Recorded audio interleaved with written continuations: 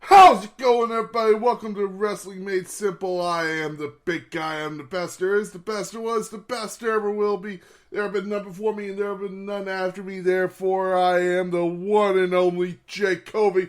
And welcome to episode 50 of Wrestling Made Simple, baby! That's right, we made it to 50 episodes. I just want to take a time to say thank you guys so much for getting me so far already. I hope I have 1,000 episodes left in me at least. But let's not waste any time. Let's not bash around. Let's get right into wrestling this week. It's been a huge week for wrestling and the returns on Raw. I'll get to that in my Raw review. We got the news of the week, followed by SmackDown review and your Raw review, followed by a review of Backlash 2008. We're still getting in the Backlash mood. 1 week away. It is not this coming Sunday, but next Sunday. And then we move on to Money in the Bank. And I believe Hell in a Cell will be... Actually, it's Hell in a Cell, then Money in the Bank. We're moving into some of my favorite pay-per-views of the year. But we got Backlash. Then a drink of the week with a classic cocktail called the Boulevard. And of course, a reading from the Book of Rules. And finally, we got the Battle Droid of the week, ladies and gentlemen. Oh, it's going to be a fun one. Are you ready? Can you feel it? Let's get into the news of the week of why. Let's start off with why Scott Steiner no longer has heat in WWE. Scott Steiner no longer has heat in WWE because he has apparently agreed to let all bygones be bygones. I don't know if he's working stuff out with Hulk Hogan then for the NWO. I don't know what that means, but he has let bygones be bygones with Hunter Hearst Helmsley, a.k.a. Triple H. He's let bygones be bygones with Vince McMahon. He has accepted that, hey, stuff went down when I came in for a run with the company. I got no problem admitting that while some of it was Hunter's fault, a lot of it was also my fault, so I got no... Apparently he has no problem admitting, like, hey, sometimes shit gets fucked up, but it is what it is. So he has made amends with WWE. Does this mean we'll see Scott Steiner appearing maybe on NXT to help out Braun Breaker in his war with Joey Gacy right now, while Rick Steiner is being held captive? I don't know, but it would be very cool to see Scott Steiner come out as backup. That would be awesome. And now, ladies and gentlemen, let's look into a very high prestige superstar giving Randy Orton a very good nod, which is Triple H has said no one can really do it for 20 years except for Randy Orton. He feels that Randy Orton has really broken the mold in WWE for 20 years. He has cemented his legacy as one of the greatest WWE superstars ever. And it's just amazing to look at. Congratulations on Randy Orton.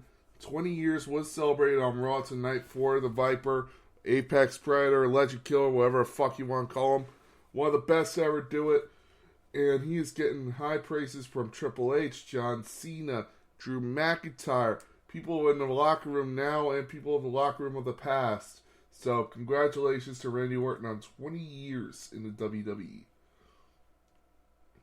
And finally in the last news story this week, is there hope for a Bray Wyatt return in WWE? And the reason he has not gone to AEW. The reasoning is very simple. His asking price is very high.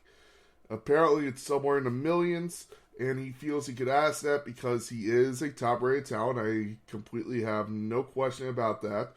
And I can understand why he truly believes he is worth this much. Bray Wyatt is a great talent, and he is not in a hurry to get back to WWE or to wrestling altogether. He says he wants to come back to wrestling, but he is working on a horror movie, I believe, right now, and a couple other projects.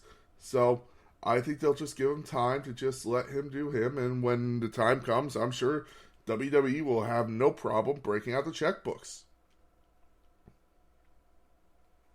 And that was the news this week, ladies and gentlemen. Let's get into your SmackDown review. SmackDown kicked off with a contract signing for the I Quit match at Backlash between Ronda Rousey and Charlotte Flair. And just another reason why Ronda Rousey is a great talent in the ring herself, but she still does not know how to deliver a promo. I really feel it's time for her and Paul Heyman to team up so she could truly get some much needed help on the mic, because she truly does need it. And I know there are people like, Jake, you definitely need help on the mic. Trust me, listening to this, our headphones are destroyed. Yeah, well, fuck you and everything you stand for and the horse you rode in on. But, anyway, before Ronda could sign the contract, Charlotte flipped the table and tried to hit her with a kendo stick, but Ronda returned with the weapon against her. Ronda then hit Gulak, who was managing the contract signing, with Piper's Pit. They signed the contract, and she hit and put him into an armbar, and that ends the segment for Ronda Stands Tall. I feel so sorry for Drew Gulak, man. Oh my god, he's just trying to be a good interviewer, and he's getting the shit kicked out of him every week. Ugh. After this, we got Xavier Woods versus Butch in a very short match. This match wasn't really that good, in my opinion. I was watching it, just going through the whole thing, and it felt like they were just going through the motions in this match. Nothing really that really excited me about it. Xavier Woods wins with a roll-up. Butch then runs through the arena, and apparently he has not been seen since. Sheamus and Rich Holland are posting signs saying, "Have you seen Butch?" I don't know what the fuck's going on. I did post, and I think it got a like. Let me check. Yeah, I got a like by WWE of where it was said, "Where was Butch now?" And I said, "Wherever Pete Dunne is." And a lot of people liked that one. I guess it was just a good little joke. We then got Gunther versus Teddy Goods, who is just an enhancement talent for WWE. And it was a quick match. It was a squash match for Gunther to really just pick up a win and just cement him as a main roster talent. Hopefully this means we'll start getting him in the push for a title. Maybe Intercontinental, but also maybe a world title, because I can truly see him and Roman Reigns having a great feud. After this, we got Xia Li just randomly turning heel. She says no one's worthy of her protection, so she will now simply just protect herself. So the protector has gone into a fighter. I don't know what the fuck. Again, this feels like just a Big Show heel turn if I've ever seen one. After this, Drew McIntyre met RK Bro backstage and said him and Randy Orton are good now after their 2020 feud. And they would be being ringside with the Lumberjack match, which would take place later on that night. We then got Raw Tag Team Champion Riddle versus the Tag Team Champion, SmackDown Tag Team Champion Jey Uso. This was actually a very good match. The Usos and RK Bro have such great chemistry in the ring. They're really gelling together in this feud for the Unified Tag Team title. So I'm really actually excited for this match at Backlash. Riddle was able to pick up the win, and this shocked Roman Reigns backstage, who looked very, very pissed. After this, it was announced that Natalya and Shayna Baszler will challenge Sasha and Bayley next for the Women's Tag Team Championships. I really hope they win this. There's only 2 tag teams left. What happened last with what happened tonight is true. Maybe there's 3. I'll get into that in my Raw review, but there's really only 2 tag teams left, which is Shayna and Natalya versus Naomi and Sasha. So that's really it. I don't know what the fuck's going on, but they really need to bolster up their women's tag division. They really do. After this, we got Madcap Moss versus Angel. Madcap Moss and Angel just having kind of a little squash match just to prove, hey, Madcap Moss is a face now. He's all good. After this, Happy Corbin would attack Madcap Moss and stole his Andre the Giant Memorial Battle Royal trophy. And this is going to apparently set up a match at Backlash. It was confirmed later on social media it will be Happy Corbin versus Madcap Moss at Backlash. So this could be a very fun match. After this, we got Sami Zayn in a backstage segment meeting with Universal Champion Roman Reigns. Sami got on his knees and begged for help in the Lumberjack match against Drew McIntyre. Sami said he heard Drew talk with RK Bro, so Orton and Rail are going to be in a Lumberjack match. So Sami said if Roman helps him, he will help him back. I guess he means he's trying to say he will help the Usos in a Unified Tag Team Championship match. I don't know, but I don't know what this means for the new Tag Team Champions. We'll see. After this, we got another Lacey Evans backstage promo. I'm very happy she's back, but I just hope this doesn't turn to Alexa Bliss of where they're airing all these promos for her, but they have nothing for her, you know? After this, we got your main event with Drew McIntyre versus Sami Zayn in a Lumberjack match. And Sami Zayn somehow managed to escape. He was managed to, while the Lumberjacks were all fighting each other, Sami Zayn was able to run away. And Drew McIntyre wins via countout. I wouldn't make a shitty, I believe it was Universal Wrestling Federation joke, but Brian Zane probably already made that joke 3 times, so fuck it. I'll just let this just go on. Just say fuck it and just enjoy the night. It was a fun episode of SmackDown. It was announced that next week, which the taping happened right after this, that Drew McIntyre will face Sami Zayn next week in a steel cage match. We already have the results for next week. I'm not going to go into them. I will review them as if they are happening because the WWE is going on a United Kingdom tour after this for the next week or so. So you will have WWE in the United Kingdom, and they pre-taped SmackDown for next week so they could have a good tour going on in the UK. And that is your SmackDown review. Again, a very fun SmackDown to build to Backlash, but I am more excited for what's going to happen next week. And now, ladies and gentlemen, let's go to Monday Night Raw. Monday Night Raw kicked off with the whole Raw roster out for a celebration of the 20th anniversary of Randy Orton in his WWE career. Randy came out and talked about Mick Foley, The Undertaker, Triple H, Ric Flair, John Cena, and again, Shawn Michaels, The Undertaker, everyone. He talked about everyone who put him over, and he says thank you so much. He says he is so happy to be out there with Riddle, one of his friends, his best friends. He just said, fuck it, come here, man, and gave him a hug. And then you had Riddle say, hey, I got someone else who claims to be your friend backstage. And then the American Nightmare, Cody Rhodes, comes out dressed in legacy colors. He comes out, and wouldn't you know it, him and Randy Orton look each other over, giving each other this kind of stink eye. But then Randy Orton gives him a hug, man. He's so happy to see him. He's like, I'm so happy you're back. Randy Orton, it's awesome. I could tell Randy Orton is just like RK Bro or not, and I didn't like it at the beginning.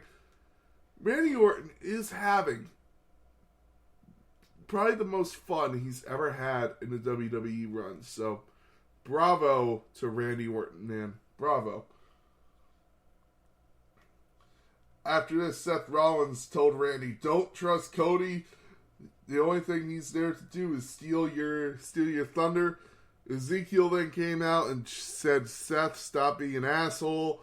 You then had Kevin Owens come out and call him a liar, call Ezekiel a liar. Then the Usos came out, and it was announced that in the main event, it will be an 8-man tag team match. The Usos, Seth Rollins, and Kevin Owens versus Randy Orton, RK Bro, Cody Rhodes, and Ezekiel. So that's a fun little thing. This is going to be a cool main event. And the main event was basically the only reason to watch.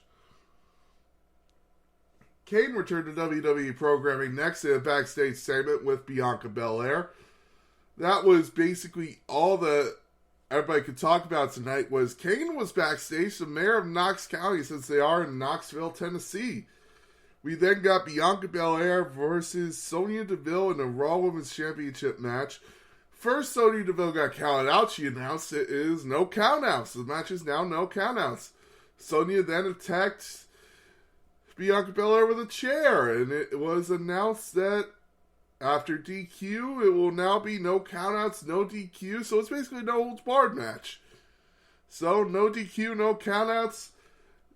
After this, Sonya Deville beat the shit out of Bianca with a chair, and then the former women's tag team champions who were split for a while, Carmella and Queen Selena, came back. By the way, Corey Graves and Carmella are officially married, so congratulations to them, and congratulations to Alexa Bliss and Ryan Cabrera on their marriage as well.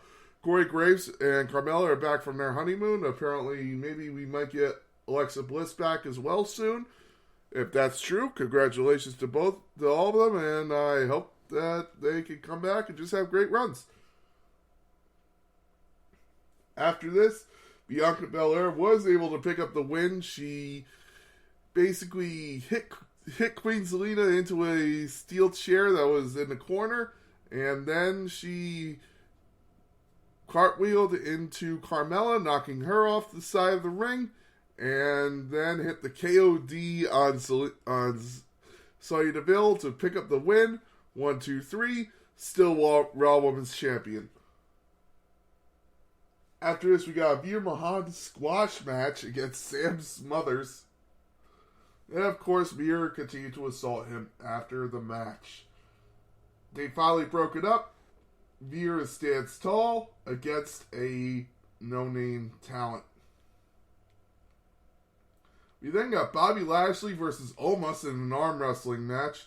Bobby Lashley was able to pick up the win, and he expected an attack. He was saying before, as he was getting ready for the match, that he was punching air, he was getting ready for it, and they said, this is a weird way to get ready for a arm wrestling match, and he said he really think it's just going to be arm wrestling, and they're going to try and beat the shit out of me. And sure enough, he expected an attack from MVP, almost hit him from behind, then beat him with the arm wrestling table, and then threw the arm wrestling. This was the moment of the night I was actually pretty shocked at. He threw the arm wrestling thing out of the ring. It hit the ground so hard, it broke the padding on the floor. I was actually shocked by that one. That one captivated me for a second. I was eating a hibachi and I just looked at it and I saw that. I went, holy fucking shit. He just broke the floor. Do you know how hard that is to do? He broke the floor. After this, we got a mixed tag team match of Akira Tozawa and Tamina versus 24/7 champion Dana Brooke and Reggie. The mixed tag team match was okay. It was nothing to be special about. Akira Tozawa and Tamina pick up the win. Akira Tozawa pins Reggie. Goes to pin Dana Brooke for the 24/7 championship. R-Truth refuses to count the pin. And all hell breaks loose. And R-Truth tries to count the pin since he is a guest referee for himself. But he can't hold Dana Brooke down. Dana Brooke rolls out. And looks like this commitment thing between Reggie and Dana Brooke is going to hell, while Akira Tozawa and Tamina might actually be something. And I never thought I'd say that, but these segments have gone to hell after last week. I was looking forward to it because I thought it was funny.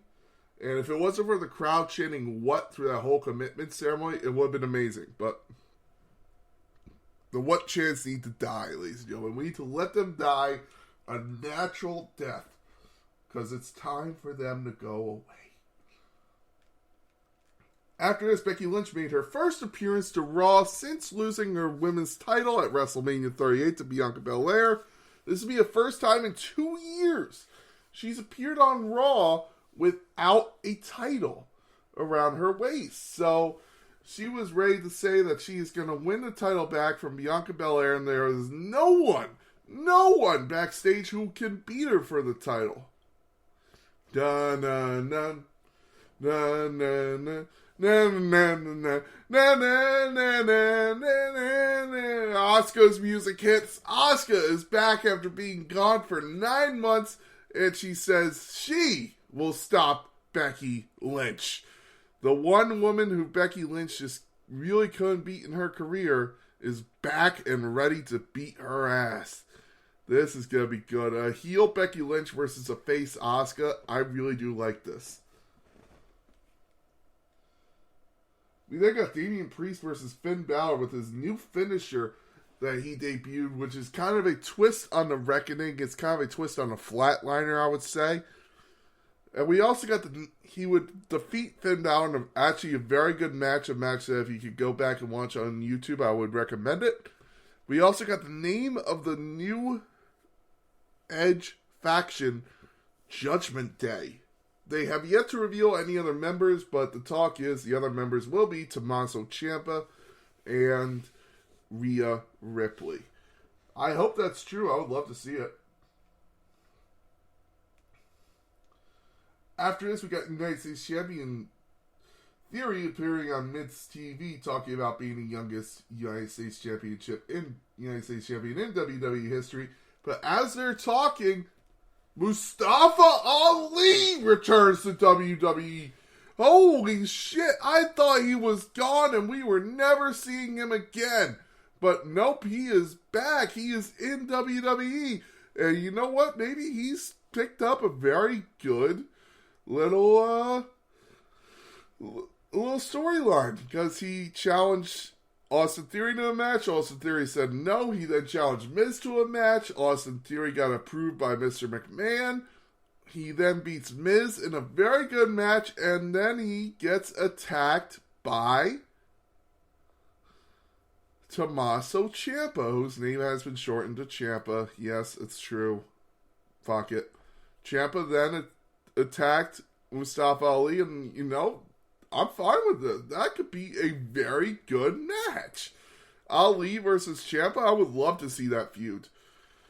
Wow, this was a very good night of Raw just for those few returns. After this, we got to see Kane talking with Randy Orton, congratulating him on a great career. And then Rhea Ripley was being interviewed backstage of why she attacked Liv Morgan after their match last week. She didn't really give an answer before Liv Morgan attacked her. I guess this is going to be an ongoing feud. And finally, in your main event, you got the Cody Rhodes, RK Bro, and Ezekiel versus Seth Rollins, Kevin Owens, and the Usos. This was a very good match, a fun match. Great way to end Raw. Randy Orton hits an RKO on every member of the other team after everyone takes the... Seth Rollins would go for a stomp on Randy Orton, and you would have Cody Rhodes push him out of the way, and Randy Orton again hits an RKO on Seth. You then had... I'm trying to remember if I'm right. I'm making sure I'm getting this right. Kevin Owens tries to super kick on Randy Orton. You had then Cody Rhodes intercept that. He gets hit with a super kick. Ezekiel then pushes Kevin Owens into an RKO. A super kick on Ezekiel from Jimmy, I believe. I believe it was Jimmy. Orton hits an RKO on him. After Riddle sets it up, he then turns around, points to Randy that Jay is on top rope, about to hit Uso splash, and of course, top rope out of nowhere, RKO for the win. 1, 2, 3. Randy Orton picks up the win for a great main event feel for his 20th anniversary. There were parts of Raw that you just wanted to ignore, but there were also other parts of Raw where you were just like, okay, this is amazing. The main event was great. And then you had Mustafa Ali and Asuka's return, which was awesome. You had the great match between Damian Priest and Finn Balor. You had Bianca Belair actually having a kind of fun match with Sonya Deville.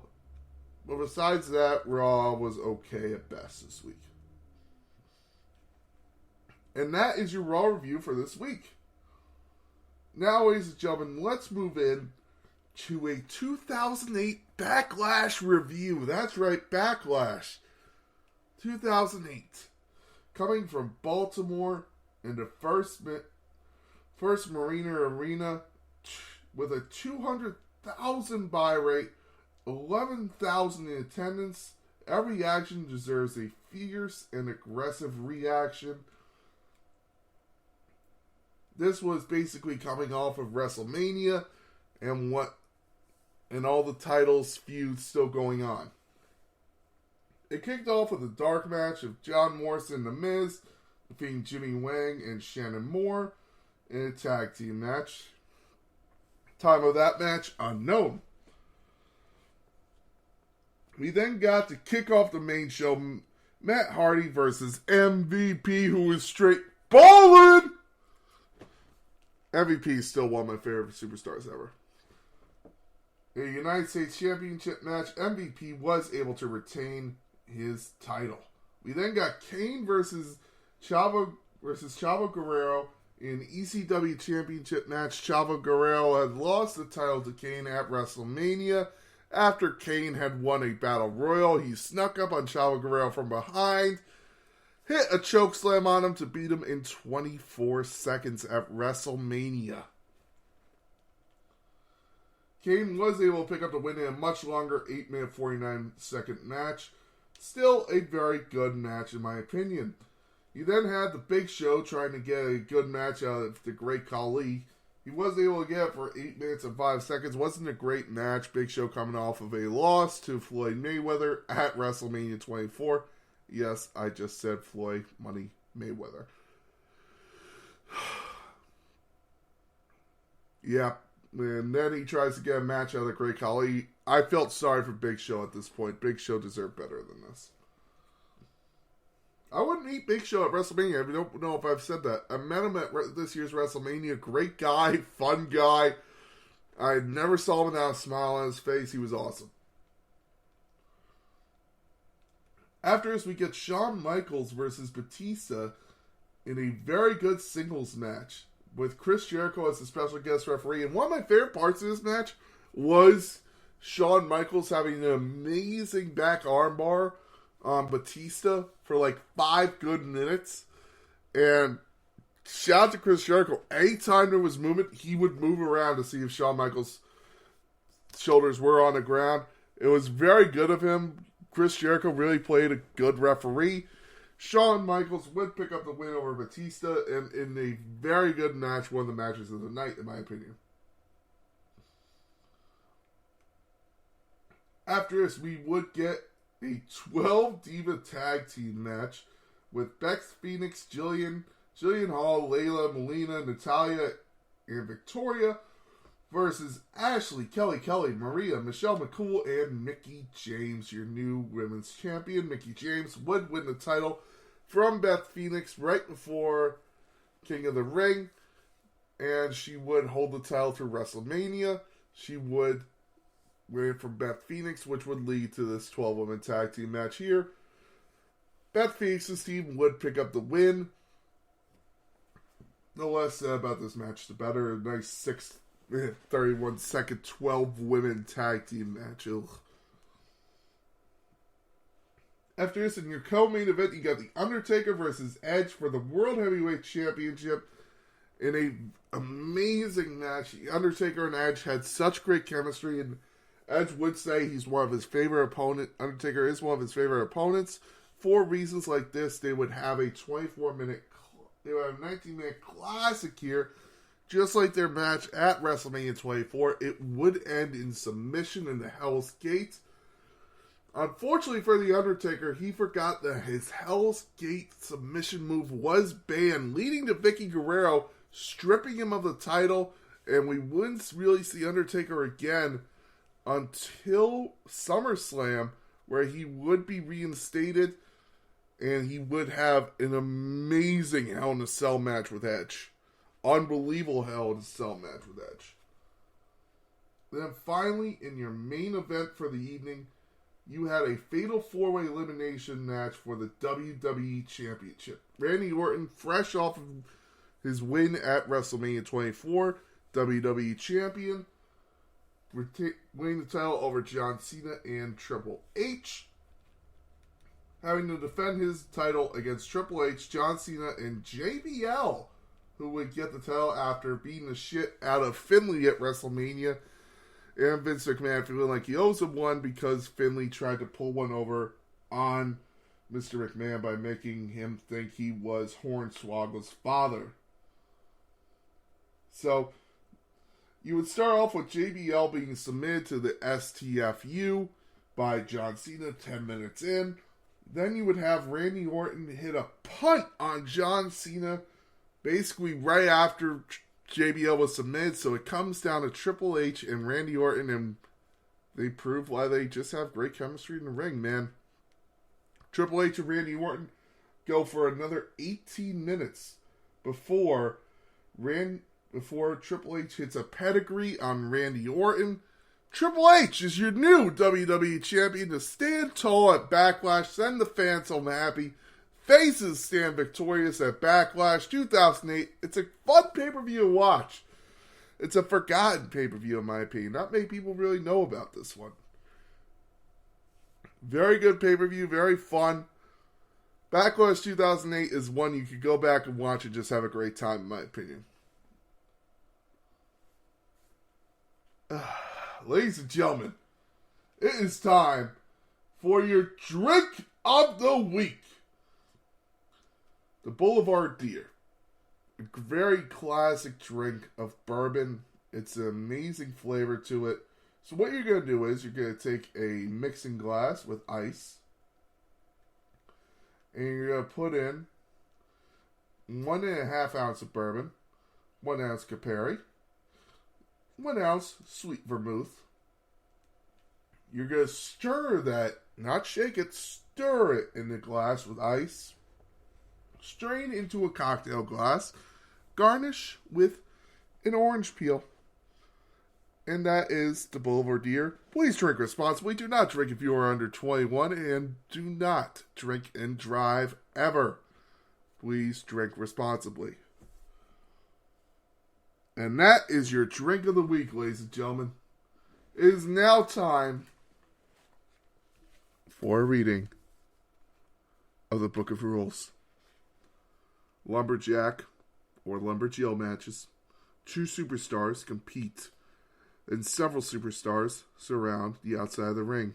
If a superstar is thrown from the ring, the surrounding superstars throw them back in. The match is only decided by pinfall or submission. A reading from the Book of Rules. And now, ladies and gentlemen, it is time for the Battle Droid of the Week, episode 50. This is a very easy Battle Droid. It's one I wanted to do for a long time, but it's one I've kind of held off on until episode 50. This week's Battle Droid of the Week is chants from the crowd that are terrible. Now, listen, we all love the Fight Forever. The 2 chants. We love the hoo, hoo, hoo, hoo chants. The oh, hell yeah. But when the chant starts to destroy a show, like CM Punk or AEW, you would never see that AEW, by the way, of someone sitting there, WWE, WWE.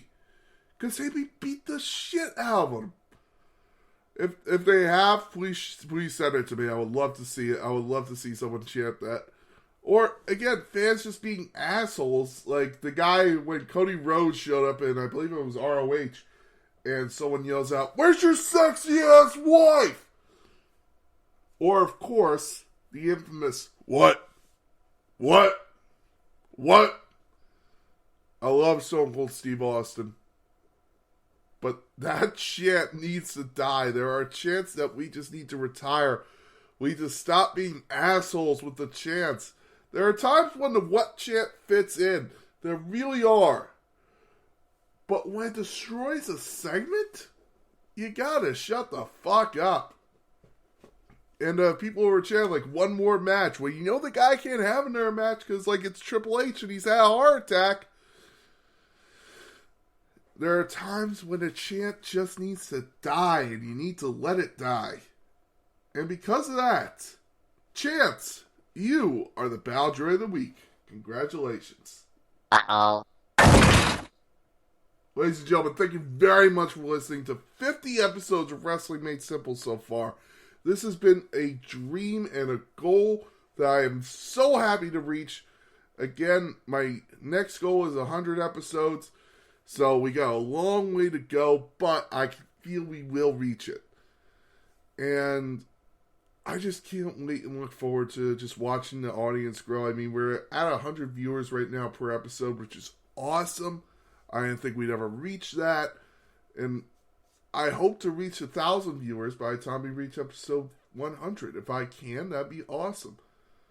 I've met so many of you guys at WrestleManias, at just through friends and family who are listening, and you guys are awesome. Thanks for your support, whether it's been on here, or through the comments, through just meeting you guys, or again, through my friends and family. Thank you.